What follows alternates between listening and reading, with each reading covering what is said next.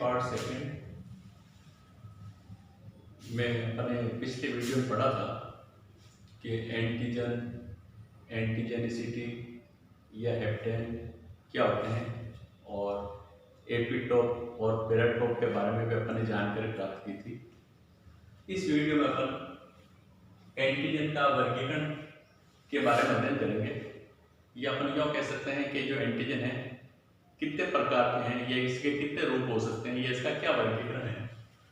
तो देखिए आप एंटीजन की, जैसे मैंने परिभाषा से पहले भी बता चुका हूँ कि एंटीजन है वह रासायनिक पदार्थ है जिसका जो अणुभार है वो 8000 डाल्टन या इससे अधिक होना चाहिए।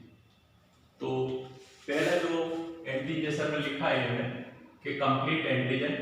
कंप्लीट एंटीजन का मतलब ये हुआ कि वह एंटीजन जिसका मॉलिक्यूलर वेट है 8000 डाल्टन से अधिक होना चाहिए, मोर देन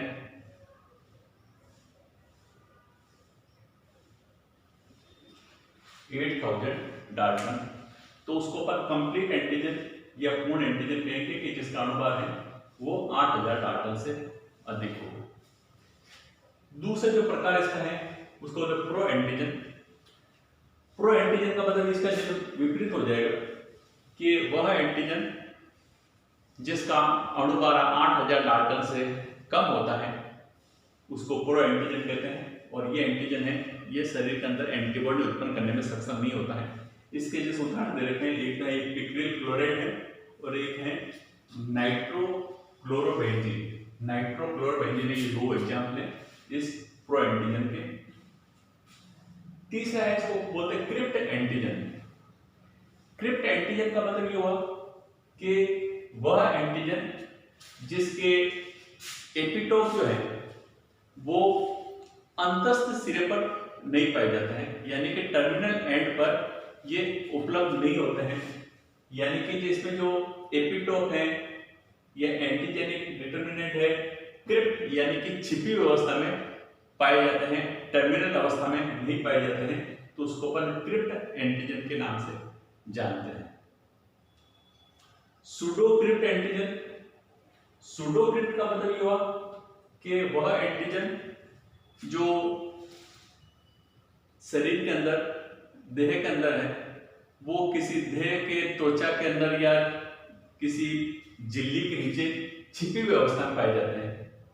छिपी व्यवस्था मतलब ये है कि एंटीजन तो है लेकिन जब अपन सीरमिया परीक्षण करते हैं, ठीक है ना, सीरमिया परीक्षण करते हैं तो ये एंटीजन है उपलब्ध नहीं होते हैं। तो इस तरह के जो एंटीजन तो है लेकिन वो किसी परत या झिल्ली के नीचे की तरफ छिपी हुई अवस्था के अंदर पाए जाते हैं और सीरमिया जो परीक्षण होते हैं उसके दौरान ये उपलब्ध नहीं होते हैं, तो उसको बोलते हैं अपन सूडो क्रिप्ट एंटीजन के नाम से जानते हैं। नेक्स्ट है ऑटो एंटीजन है।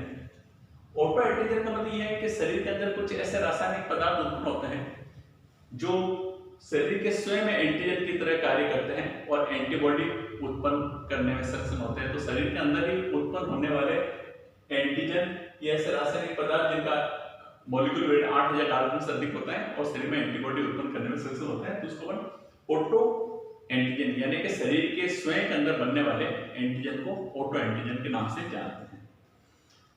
नेक्स्ट है एलो एंटीजन। एलो एंटीजन के मतलब ये हुआ कि एक ही जाति के जंतुओं के शरीर में जो पाए जाने वाले जो एंटीजन है उसको अपन एलो एंटीजन के नाम से जानते हैं। जैसे मान लीजिए मानव के अंदर है एंटीजन ए पाया जाता है, एंटीजन बी पाया जाता है और एंटीजन आर एस पाया जाता है। तो ये एक ही जाति के अंदर यानी कि मानव के अंदर ए बी आर एस जो एंटीजन पाए जाते हैं वो एलो एंटीजन के नाम से जाने जाते हैं। ठीक है, तो ये तो हो गया एंटीजन के वर्गीकरण या प्रकार।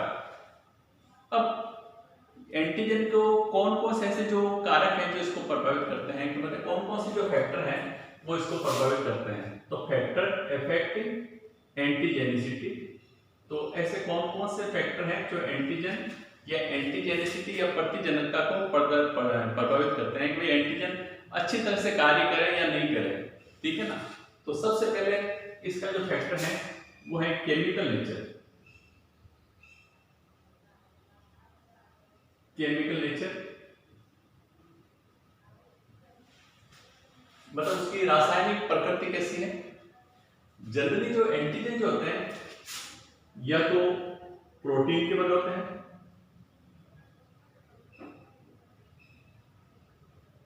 या फिर पॉलीसेकेराइड,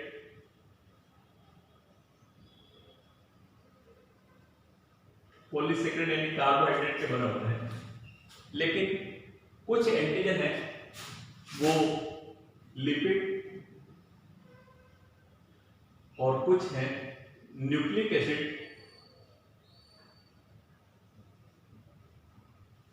न्यूक्लिक एसिड के भी बने हो सकते हैं। तो केमिकल नेचर का मतलब है कि कुछ एंटीजन है प्रोटीन पॉलीसेकेराइड के बने होंगे और कुछ एंटीजन है लिपिड या न्यूक्लिक एसिड के भी बने हो सकते हैं। तो इसमें जो प्रोटीन और पॉलीसेकेराइड प्रकृति के जो एंटीजन है वो उत्तम क्वालिटी की प्रतिजनकता या एंटीजेनिसिटी दर्शाते हैं, और जो लिपिड और न्यूक्लिक एसिड के जो एंटीजन बने होते हैं वो थोड़ी कम एंटीजेनिसिटी दर्शाते हैं। यानी कि जो प्रोटीन के जो एंटीजन है ये अधिक एंटीजेनिसिटी दर्शाएंगे, यानी कि ये प्रतिरक्षा तंत्र में सक्रिय रूप से कार्य करेंगे, यानी कि ये एंटीबॉडी तुरंत उत्पन्न करने में सक्षम होंगे। लेकिन जो लिपिड और न्यूक्लिक एसिड के जो एंटीजन बने होते हैं वो कम एंटीजेनिसिटी दर्शाते हैं, यानी कि ये धीमी गति से या कम एंटीबॉडी उत्पन्न करने में सक्षम होते हैं। दूसरा जो फैक्टर है साइज। साइज का मतलब है कि जो एंटीजन है उसका आकार कैसा है, आकार बड़ा है या छोटा है। तो यदि मान लीजिए जो एंटीजन है उसका आकार बड़ा है, यानी कि उसका मॉलिक्यूलर वेट भी ज्यादा होगा, तो वो एक अच्छी एंटीजेनिसिटी को प्रदर्शित करेगा। और जिस एंटीजन का आकार छोटा होगा वो लेस एंटीजेनिसिटी को प्रदर्शित करेगा। तो ये साइज के ऊपर भी निर्भर करता है कि उस एंटीजन की साइज कैसी है। तीसरा जो फैक्टर उसको बोलते हैं सोल्युबिलिटी। सोल्युबिलिटी यानी कि घुलनशीलता। तो एंटीजेनिसिटी इस बात पर भी निर्भर करती है कि जो एंटीजन जो शरीर में प्रवेश कर रहा है वो घुलनशील है या नहीं है। यदि मान लीजिए एंटीजन है बॉडी के अंदर जाते अगर घुलनशील होगा तो वो तीव्र एंटीजेनिसिटी प्रदर्शित करेगा, और यदि मान लीजिए कम घुलनशील होगा तो वो लेस एंटीजेनिसिटी प्रदर्शित करेगा। चौथा जो फैक्टर है